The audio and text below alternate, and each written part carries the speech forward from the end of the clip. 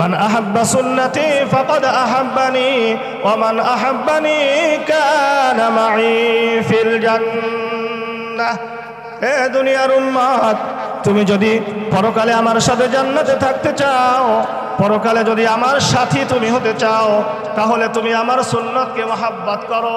আমার সুন্নতের মহাব্বত যদি তোমার অন্তরের মধ্যে থাকে, আমার সুন্নতের অনুকরণ যদি তোমার অন্তরের মধ্যে থাকে, আমি মুহাম্মাদুর রাসূলুল্লাহ সাল্লাল্লাহু আলাইহি ওয়াসাল্লামের সাথে তুমি জান্নাতি হতে পারবে। আল্লাহ রাব্বুল আলামিন আমাদেরকে এই পৃথিবীতে পাঠিয়েছেন আল্লাহ রাব্বুল আলামিনের দাসত্ব করার জন্য। আর আল্লাহ রাব্বুল আলামিনের দাসত্ব করতে হলে একটা তরিকা লাগবে, একটা পথ লাগবে। দুনিয়ায় যখন কোনো মানুষ কোনো কাজ করতে চায়,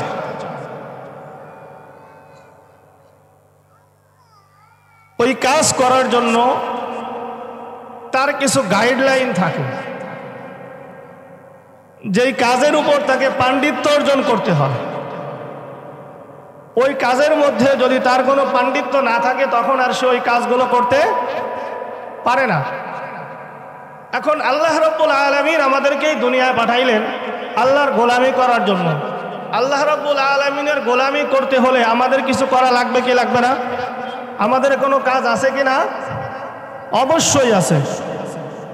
এই জন্য আমাদের যদি কোনো কাজ করতে হয়, এই কাজের মধ্যে আমাদের একটা তরিকা থাকা লাগবে। এই তরিকাটা, এই পথটা দুনিয়ার কোনো মানুষের পথ নয়। এই পথটা দুনিয়ার সাধারণ কোনো মানুষের দেখানো পথ নয়।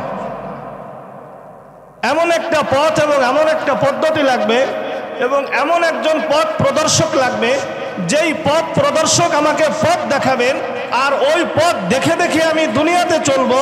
আর দুনিয়াতে ওই পথ দেখে চলার পরে দুনিয়ার জগতে সফলতা আসবে এবং মরার পরে পরজগতেও আমার চিরস্থায়ী সফলতা সেদিন আসবে। এই জন্য আমাদেরকে আগে পথ ঠিক করতে হবে, কোন পথে চলবো, কার পথে চলবো, কার মতে চলবো। মেরে মুহতারাম ভাইও, আল্লাহ রাব্বুল আলামিন এই পৃথিবীতে পথ প্রদর্শক পাঠিয়েছেন। এই পৃথিবী আল্লাহ রাব্বুল আলামিন সৃষ্টি করেছেন। আল্লাহ রাব্বুল আলামিন হযরত আদম আলাইহিস সালাতু ওয়াস সালাম থেকে নিয়ে আমাদের নবী মুহাম্মদ আরবি সাল্লাল্লাহু আলাইহি ওয়াসাল্লাম পর্যন্ত যতগুলো নবী রাসূল পাঠিয়েছেন, এই নবী রাসূলদেরকে আল্লাহ রাব্বুল আলামিন এই উম্মতের পথ প্রদর্শক হিসেবে, এই উম্মতদেরকে পথ দেখানোর জন্য পাঠাইছেন। এই উম্মত আল্লাহ রাব্বুল আলামিনের হুকুম কিভাবে দুনিয়াতে পালন করবে, আল্লাহর গোলামি কিভাবে করবে, এই জন্য আল্লাহ রাব্বুল আলামিন নবী রাসূলদেরকে দুনিয়ায় পাঠাইছেন। আদম আলাইহিস সালাতু ওয়াস সালাম থেকে নিয়ে মুহাম্মদুর রাসূলুল্লাহ পর্যন্ত যত নবী দুনিয়ায় আসছে, সকলেই এই পথ ভোলা উম্মতদেরকে, এই পথ ভোলা মানুষদেরকে পথ দেখানোর জন্য আল্লাহ রাব্বুল আলামিন তাদেরকে পাঠাইছেন। এখন বলেন, দুনিয়াতে আমাদের যদি চলতে, আমাদেরকে কার দেখানো পথে চলতে হবে? কার দেখানো পথে চলতে হবে? মুহাম্মাদুর রাসূলুল্লাহ সাল্লাল্লাহু আলাইহি ওয়াসাল্লাম আমাদেরকে যেই পথ দেখিয়েছেন, ওই পথ অনুযায়ী আমাদেরকে চলতে হবে। মেরে মুহতারাম ভাইও, মুহাম্মাদুর রাসূলুল্লাহ সাল্লাল্লাহু আলাইহি ওয়াসাল্লামের পথ ছাড়া, মুহাম্মাদুর রাসূলুল্লাহর দেখানো পথ এবং মত ছাড়া বান্দা দুনিয়ায় যত আমল করবে, যত কাজ করবে, কোনো আমল, কোনো কাজ আল্লাহ রাব্বুল আলামিন গ্রহণ করবেন না। পবিত্র কুরআনে হাকিমের মধ্যে মহান আল্লাহ রাব্বুল আলামিন এমন তিনটা আমলের কথা বলছেন, যেই তিনটা আমলের সাথে আরো তিনটা আমলের সম্পৃক্ততা রয়েছে। আবুল্লাহ সামরকান্দি রহমতুল্লাহি আলাইহি বলেন যে ওই তিন আমল অন্য তিন আমল ছাড়া আল্লাহ তাআলার কাছে গ্রহণ যোগ্যতা রাখে না, আল্লাহ তাআলার কাছে গ্রহণের যোগ্যতা রাখে না। আল্লাহ রাব্বুল আলামিন কোরআনের মধ্যে 80 থেকে 82 জায়গায় বলেছেন, নামাজ কায়েম করো, যাকাত দাও, ওয়া আকিমুস সালাতা ওয়া আতুজ যাকাত। আল্লাহ রাব্বুল আলামিন কোরআনে হাকিমের মধ্যে বলেছেন, ওয়া আকিমুস সালাতা ওয়া আতুজ যাকাত। আল্লাহ রাব্বুল আলামিন বললেন, নে দুনিয়ার মানুষ, তোমরা নামাজ কায়েম করো, যাকাত দাও। মেরে মোহতারাম ভাইও, কোন সম্পদশালী বান্দা যদি নামাজ আদায় করে যাকাত না দেয়, ওই বান্দার নামাজ আল্লাহ রাব্বুল আলামিনের কাছে গ্রহণের যোগ্যতা রাখে না। কোন বান্দা, কোন সম্পদশালী বান্দা যদি যাকাত দেয়, নামাজ আদায় করে না, নামাজ পড়ে না, আল্লাহ রাব্বুল আলামিনের দরবারে ওই যাকাত গ্রহণের কোনো যোগ্যতা রাখে না। একটা গেল। দুই নম্বরে আল্লাহ রাব্বুল আলামিন বলেন, ওয়া আতিউল্লাহ ওয়া আতিউর রাসূল। কুরআনে হাকীমের মধ্যে মহান আল্লাহ রাব্বুল আলামিন বলেছেন, ওয়া আতিউল্লাহ ওয়া আতিউর রাসূল। হে দুনিয়ার মানুষ, তোমরা আল্লাহ পাকের আনুগত্য করো আর আনুগত্য করো আমি যাকে পাঠিয়েছি তোমাদের মাঝে। আমি এই দুনিয়াতে তোমাদের পথ প্রদর্শক হিসাবে মুহাম্মাদুর রাসূলুল্লাহ সাল্লাল্লাহু আলাইহি ওয়াসাল্লামকে পাঠাইলাম। এই মুহাম্মাদুর রাসূলুল্লাহ সাল্লাল্লাহু আলাইহি ওয়াসাল্লামের আনুগত্য তোমরা করো। তাহলে মেরে মোহতারাম ভাইও, নামাজ ছাড়া যাকাত, যাকাত ছাড়া নামাজ, আল্লাহ তাআলার আনুগত্যের মধ্যে রাসূলের আনুগত্য, রাসূলের আনুগত্যের মধ্যে আল্লাহ পাকের আনুগত্য।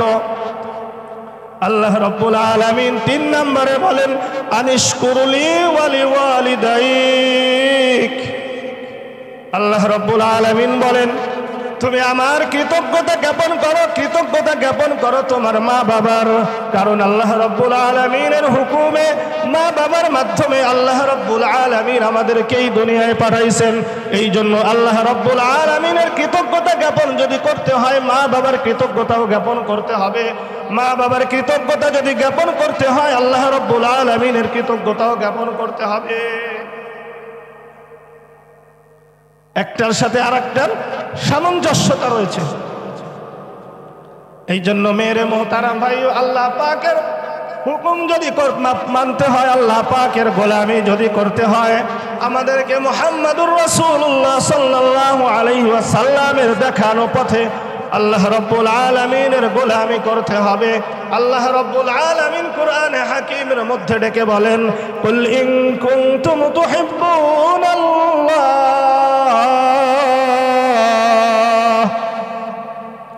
কুল ইন কুনতুম তুহিব্বুনাল্লাহ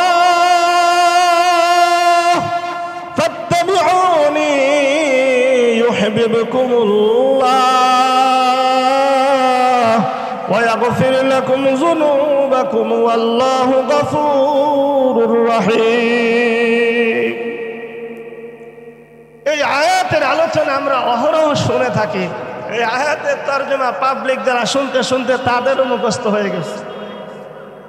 মেরে মোহতারাম ভাইও, আল্লাহ রাব্বুল আলামিন এই আয়াতের মধ্যে বলেছেন, এ দুনিয়ার মানুষ, তোমরা যদি আমাকে ভালোবাসতে চাও, আমাকে মহাব্বত করতে চাও, আমার গোলামি যদি করতে চাও, আমার হুকুম যদি তোমরা পালন করতে চাও, মুহাম্মাদুর রাসূলুল্লাহ সাল্লাল্লাহু আলাইহি ওয়াসাল্লামের তরিকায় তোমরা আমার হুকুমকে পালন করো।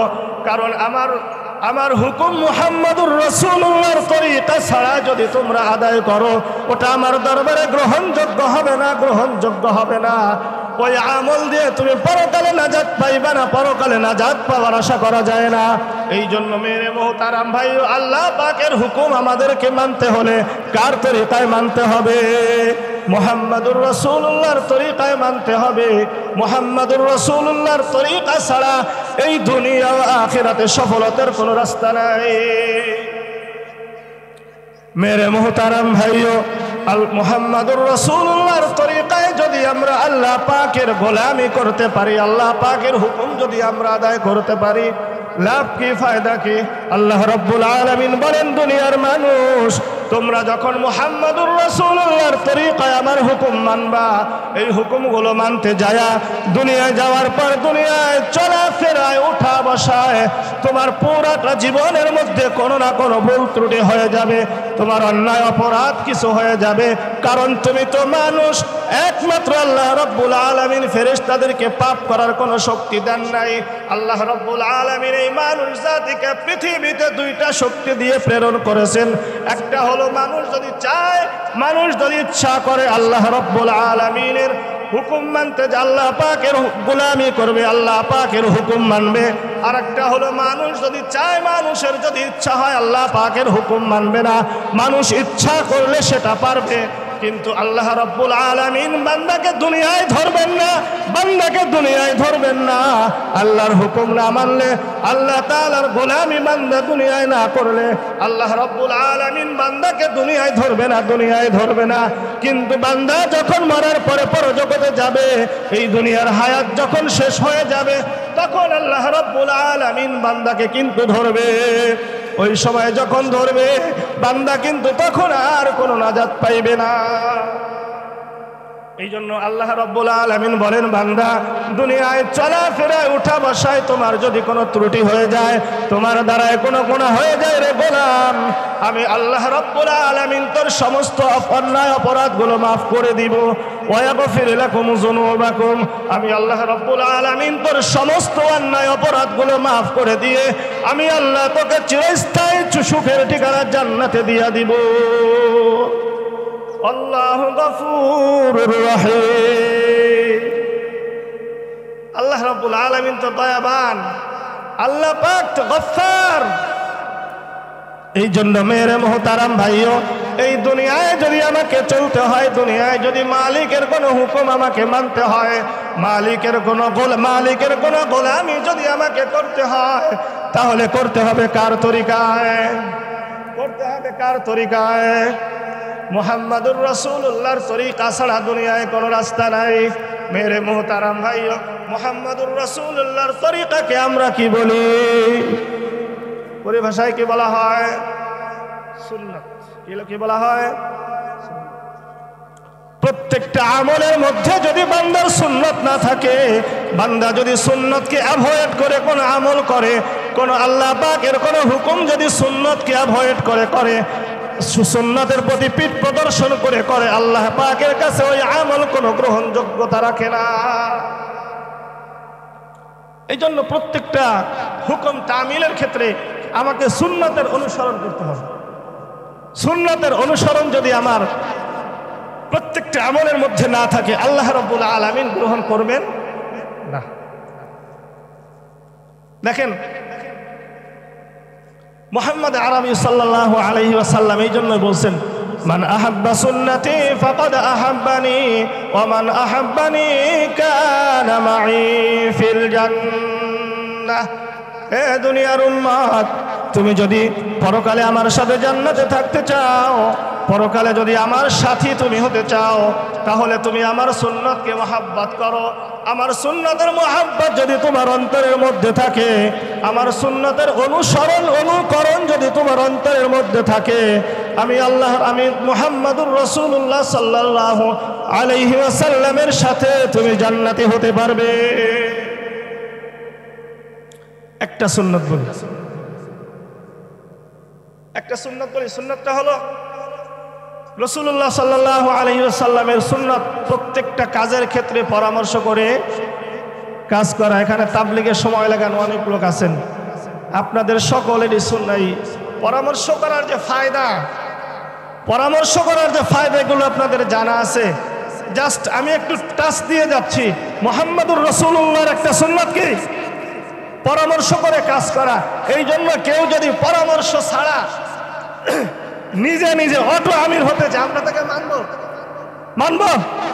কোন অটো আমির আমরা মানব? ইনশাআল্লাহ কোন অটো আমির মানা যাবে না, কারণ সে তো পরামর্শ ছাড়া সে সুন্নতের বহির্ভূত কাজ করছে। নবীজির সুন্নাত যার মধ্যে নাই, ওই ব্যক্তিকে আমরা মানতে রাজি নাই। মেরে মুহতারাম ভাইও, মুহাম্মাদুর রাসূলুল্লাহ সাল্লাল্লাহু আলাইহি ওয়াসাল্লাম দুনিয়া থেকে চলে গেছেন। দুনিয়া থেকে মুহাম্মাদুর রাসূলুল্লাহ চলে গেছেন, কি রেখে গেছেন আমাদের জন্য? তারাকতুম ফীকুম আমরাইন লান তাদিল্লু মা তামাসসাকতুম বিহিমা কিতাবাল্লাহি ওয়া সুন্নাত রাসূলিহি। মুহাম্মদ আরবি সাল্লাল্লাহু আলাইহি ওয়াসাল্লাম পৃথিবী থেকে চলে গেছেন। দুনিয়ার কোন ধন সম্পদ, দুনিয়ার কোন গাড়ি বাড়ি টাকা পয়সা আমাদের জন্য রেখে যান নাই। মুহাম্মদ আরবি সাল্লাল্লাহু আলাইহি ওয়াসাল্লাম দুইটা জিনিস আমাদের জন্য রেখে গেছেন। এক নাম্বার হলো আল্লাহর কিতাব কোরআন, আর দুই নাম্বার হলো মুহাম্মদুর রাসূলুল্লাহ সাল্লাল্লাহু আলাইহি ওয়াসাল্লাম তার সুন্নাহ রেখে গেছেন। তার মানেই হলো আমি ওই যে শুরুতে বলেছি, আল্লাহ পাকের আনুগত্য যদি করতে হয়, আল্লাহ পাকের হুকুম যদি মানতে হয়, মুহাম্মদুর রাসূলুল্লাহ সাল্লাল্লাহু আলাইহি ওয়াসাল্লামের আনুগত্য করতে হবে, মুহাম্মদুর রাসূলুল্লাহর হুকুম মানতে হবে। তাহলে রাসূলুল্লাহ সাল্লাল্লাহু আলাইহি ওয়াসাল্লাম এখানে দুটি জিনিসের কথা বলে গেলেন, তারাকতুম ফীকুম আমরাইন লান তাদিল্লু মা তামাসসাকতুম বিহিমা কিতাবাল্লাহি ওয়া সুন্নাত রাসূলিহি। একটা হলো কোরআন। কোরআন কার কিতাব? কোরআন নাজিল করেছেন কে? কোরআন নাজিল করেছেন আল্লাহ। আর এই কোরআনকে দুনিয়ায়, কোরআনের বাস্তবতা দুনিয়াতে দেওয়ার জন্য, কোরআনের বাস্তবায়ন দুনিয়ায় করার জন্য মুহাম্মদুর রাসূলুল্লাহকে প্রেরণ করে মুহাম্মদুর রাসূলুল্লাহ সাল্লাল্লাহু আলাইহি ওয়াসাল্লাম দুনিয়ায় রেখে গেলেন তার সুন্নাহ। এই জন্য সুন্নাত ছাড়া বান্দার কোনো মুক্তি নাই, সুন্নাত ছাড়া বান্দার কোনো মুক্তি নাই। বান্দা যে আমল করবে ওই আমলটাই বান্দার সুন্নাত মোতাবেক করতে হবে। মেরে মুহতারাম ভাইও, আল্লাহ রাব্বুল আলামিন দুনিয়ায় বান্দাকে পাঠাইছেন দুনিয়ার কোনো স্বার্থ হাসিলের জন্য নয়, দুনিয়ার কোনো স্বার্থ হাসিলের জন্য আল্লাহ রাব্বুল আলামিন বান্দাকে দুনিয়ায় পাঠান নাই। মেরে মুহতারাম ভাইও, আল্লাহ রাব্বুল আলামিন দুনিয়ায় আমাদেরকে পাঠাইলেন মুহাম্মদুর রাসূলুল্লাহ সাল্লাল্লাহু আলাইহি ওয়াসাল্লামকে দিয়ে। আল্লাহ পাকের গোলামি মুহাম্মদুর রাসূলুল্লাহ সাল্লাল্লাহু আলাইহি ওয়াসাল্লামের তরিকা আদায় করার জন্য। এই জন্য আমরা রাজি আছি তো? আল্লাহ তাআলার গোলামি মুহাম্মদুর রাসূলুল্লাহ সাল্লাল্লাহু আলাইহি ওয়াসাল্লামের তরিকায় করার জন্য রাজি আছি তো? আল্লাহ রাব্বুল আলামিন আমাদের সকলকেই তৌফিক দান করেন। মেরে মুহতারাম ভাইও, আল্লাহ রাব্বুল আলামিন দেখেন, আজকে যে ব্যক্তি সুন্নাত মানে সে হলো সুন্নি। কে বলেন যে সুন্নাত মানে? সে সুন্নি। আর যে সুন্নাত মানে না সে কিনা?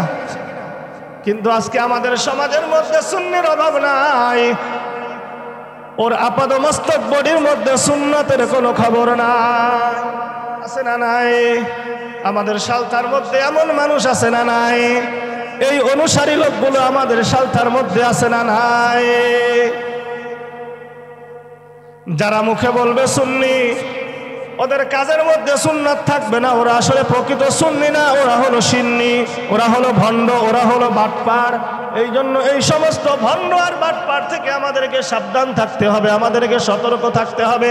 এই সমস্ত ভণ্ড বাটপার যদি কখনো আমাদের সমাজে এসে ধোঁকা দিতে চায়, সরল মনা মুসলমানদের ঈমান নিয়ে সিনেমিনে খেলতে চায়, সরল মনা মুসলমানদের ঈমানের উপর আঘাত হানতে চায়, তাহলে তাদেরকে প্রতিহত করার জন্য আমাদেরকে একতাবদ্ধ হতে হবে।